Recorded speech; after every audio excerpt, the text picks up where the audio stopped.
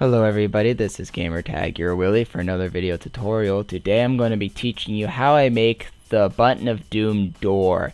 That was in the earlier tutorial, buttons, and more buttons of doom. So this one I already slightly started constructing.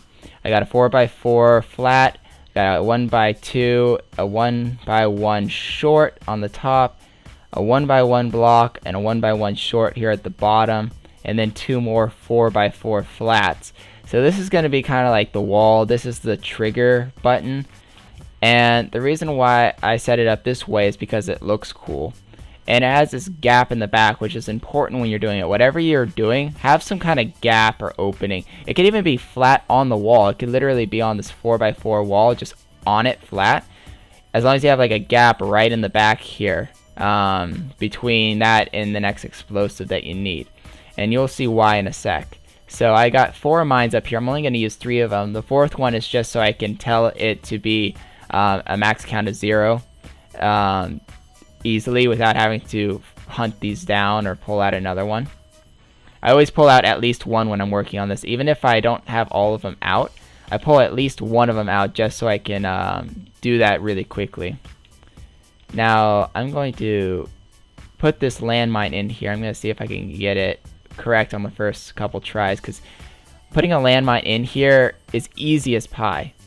The only thing that's a pain is getting it aligned exactly. That's close. What, a little bit further down and out a hair?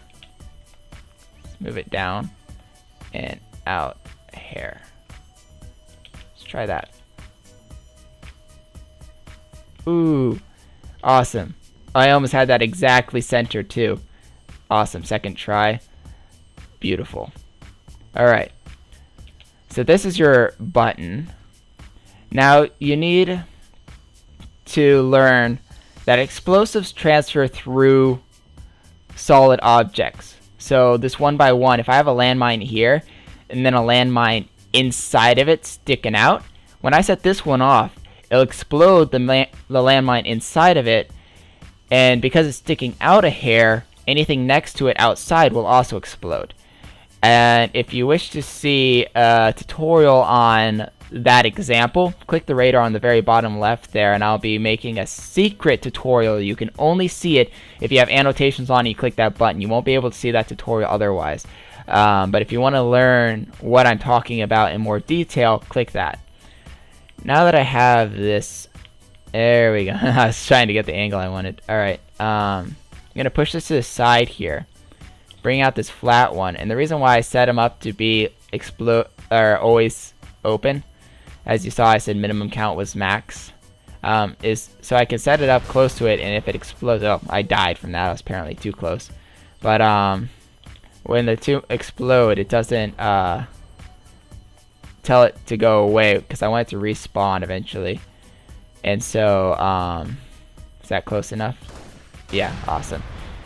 So I can do examples or tests like that, because I want it, see how it's panned. You can see that little line from the 1x1 box. I want it to be inside it to set off from that, but also outside it to set off the next landmine I'm going to be placing. Now just go ahead and put that in, and see the button's there, and then this one sticks out through the back. And to test that, to make sure it works, set the minimum count back to 0. And this is going to kill me, so. Flying willies! Scary. If that one explodes, and it explodes the one in the back here, it works. I'm going to go ahead and set this back to be 24. I'm going to grab this flat one, and this is going to be the one that actually pushes the crate or block or whatever you're using as a barrier for your door.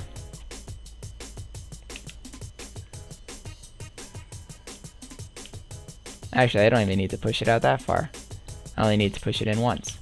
Now, the reason why I'm pushing this back once is if it's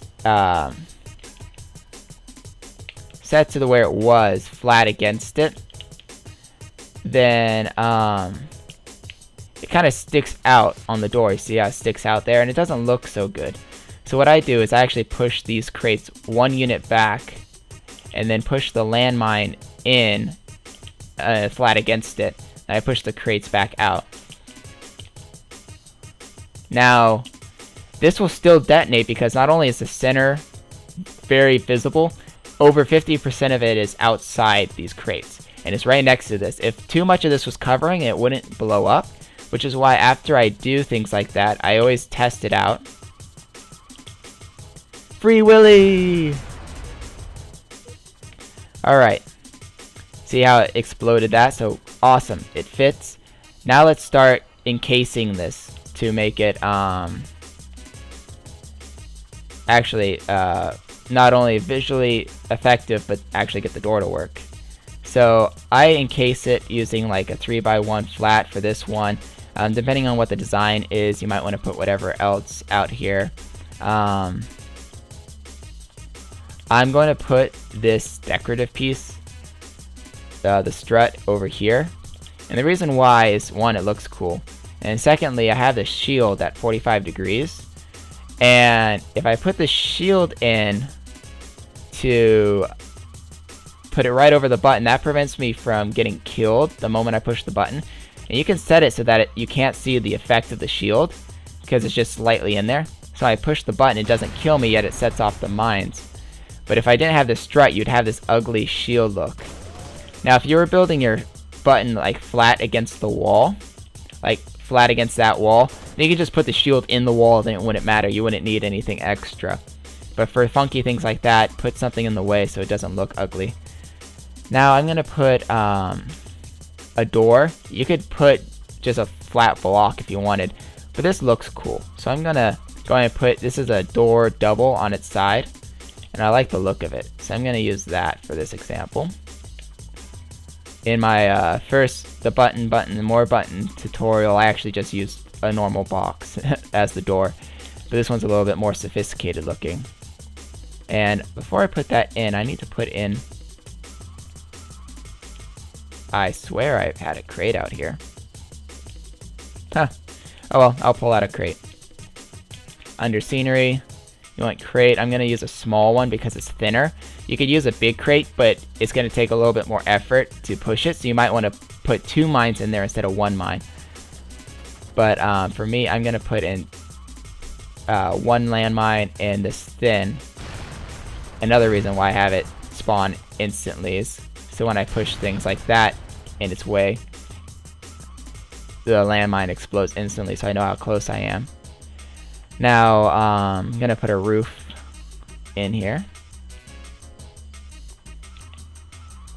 Use the awesome align tool. And then I'm just going to manually pull it out a hair. That way it doesn't have that weird texture glitch. And one more thing you want to do, if you're going to do this as a challenge map or something, you want to put like a one-way shield or something to inside here. That way, is that close enough? Awesome. That way when I'm here, I can't punch it or do physical damage to it or the landmine. That way you can push this button up in another room over here instead of right next to it, and so when you push that button, it sets off the explosions to go here. Now, if everything was working properly, which I have all the pieces in, this should work on the first try. Let's hope it does. Awesome. Alright. Now, when you're doing it officially, you want to set those to never to not instantly respawn unless you want it to, but you usually don't. That reason is if I'm entering it, I don't want to explode the moment I enter the door. Now, if I start a new round here, oh, it won't explode. Now, you enter this room, you're like, oh, cool, a button. Push it. No, why didn't it move? I think I accidentally jammed it. Oh, it spawned 2, that's why. I was gonna say, what? I don't know why you did that. Let's try that again. And hopefully 2 don't spawn in the same location. Funky things happen when you're in Forge, you're not paying attention. Awesome. Now it should work. Awesome. And when I go in here, it won't explode. And because it's such a small little area, it doesn't look bad. It's just like this little empty triangle thing. And so, you know, it doesn't look all that bad. And you can walk right in, and it pushes it just far enough to go in through there. You can't enter there. You can even put a wall right on the back of that, so it pushes it, and there's a wall there. That's pretty much the premise of how to set it up. Use this concept for anything. Don't use my door every time. You can build the door I just did the way I did it for practice, but use the techniques I'm teaching you in your own unique way. And for example, I showed this to my friend MyWilly, who made the Pandora mine map for the Showcase Showdown. He made his own door because he wants to make a giant castle, and he wanted a giant gate. So this is his. There's like the turret for the castle door, and then here is his giant gate. This is his prototype. He actually made even a better one since then. There's like an evil skull gatekeeper, which kind of looks like a Pokemon watching the gate. But it's basically using this concept just on a much grander scale. It has a lot more explosives, and it's set up the same way. I have a shield here, so I can't push those. I can't even use a tank to ram it or anything. If I push the button here, it drops those crates because of the explosives, and then the explosives respawn to act as a floor. There's actually a shield there, so you can't actually detonate the explosives while you're walking over it. And now you can enter the castle. So that's one of the many possible ways you can use this technique in your map. Think of tons of different things you can do. Make different door designs. Make it a challenge map where you have to go to a funky thing to push the button to open a door in another map, or open up a teleporter spot, or things like that. And remember, if you want to see that hidden tutorial, which will only be available through this tutorial, click the radar at the bottom there. It's been playing this whole time, and it'll bring you to a tutorial that will teach you how I learned this trick. Now, I hope this tutorial helped you. It took 12 minutes. The last time I recorded this, it was like 17 minutes long. So this is much more effective. Hopefully I got my point across, and you learned something new that you'll use for your maps. If you wish to see any of my other tutorials, click the menu button in the upper right hand corner there. And I want to know, is the menu helping you guys? Because I've used it a lot for every single tutorial. Are you guys actually using that? Is it useful? Also, I'm using this mic from now on. It's the Xbox 360 mic because you guys voted, and this is the mic that won. So I hope you guys can hear me a lot better than my other mic. And I'm going to go ahead and push this door one more time. Actually, I'm going to see if I can set it off with an explosive from a grenade. Aww. Damn one-way shield, or damn shield doors. Awesome. I love this thing. So come with creative ideas. This is gamertag MrYourWilly, flying off.